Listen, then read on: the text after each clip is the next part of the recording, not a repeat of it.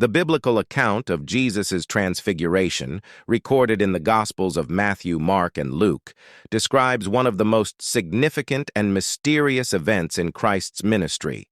While praying on a mountain with his disciples Peter, James, and John, Jesus was suddenly transformed before them. His face shone like the sun, and his clothes became dazzling white. Then Moses and Elijah appeared and began conversing with Jesus. But what importance did the appearances of these two great Old Testament figures hold? Let's examine the background and possible reasons for their revelatory visit.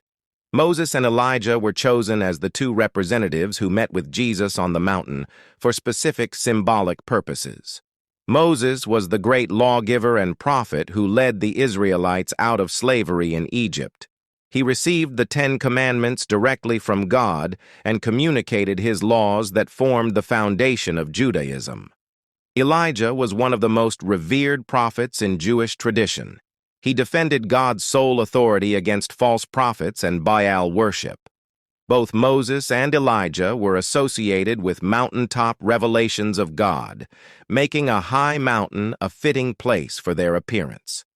Some scholars believe Moses and Elijah were linked to Jesus' impending death and resurrection.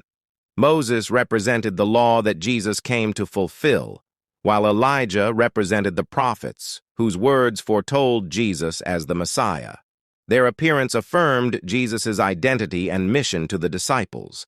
It echoed Old Testament passages that prophesied of Elijah's return prior to the Messiah's revelation. Jesus' transfiguration experience also paralleled Moses' encounter with God on Mount Sinai, when his face shone with divine glory that had to be veiled. Moses and Elijah's discussion with Jesus on the mountain likely concerned his exodus from this world through his death, resurrection, and ascension. Just as Moses led God's people out of slavery in Egypt, Jesus would lead humanity out of slavery to sin and death through his atoning work on the cross. And just as Elijah was taken up into heaven alive, Jesus' resurrection and ascension would fulfill his own prophecy of being lifted up, like the serpent in the wilderness. Some scholars also point to the number and timing of Jesus' transfiguration as significant. It happened approximately 6 days after his first prediction of his death and resurrection to the disciples. 6 is the number of man, symbolizing Jesus' humanity. But it occurred before the 7th day, representing his divinity being gloriously revealed before the crucifixion.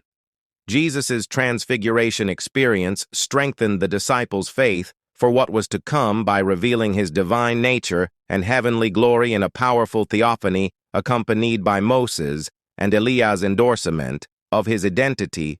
The Transfiguration account underscores how Jesus is the fulfillment and goal of both the law, represented by Moses, and the prophets, represented by Elijah.